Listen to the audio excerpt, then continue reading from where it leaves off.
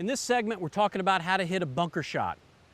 One of the things that I want you to keep in mind anytime you're hitting a bunker shot is the word bounce. Bounce is the angle on the bottom of the club. If I place my club right here on the top of my hand, there's a slight angle between the leading edge and where the base of this sole hits my hand. That's the bounce of the club. And what's important when I'm hitting a bunker shot is I don't want my golf club to dig into the sand. I literally want it to bounce off of the sand. Okay, so how am I gonna make it bounce off the sand? Couple of setup keys to make this happen. Number one, when I get my hands on the golf club, one of the things that I'm gonna do is I'm gonna turn the face this way, what would be considered open. That's going to make it harder for the leading edge of this golf club to dig into the ground. If the face is open, it's again gonna use some bounce or the back sole of the club.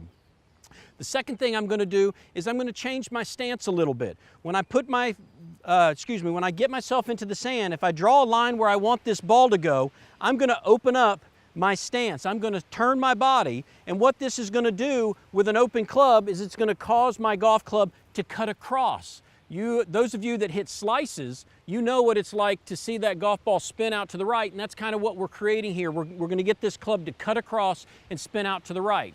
The last thing I'm gonna do is I'm gonna get my feet into the ground, I'm gonna dig my feet below the surface of the sand, and I'm gonna open up my stance so that my knees are as wide as my feet. I don't wanna have my legs moving through this shot like I would with a full golf shot. I wanna try and keep my legs as quiet as possible this way, and this will also cause me to keep the club face open. Let's put it to the test and see what happens.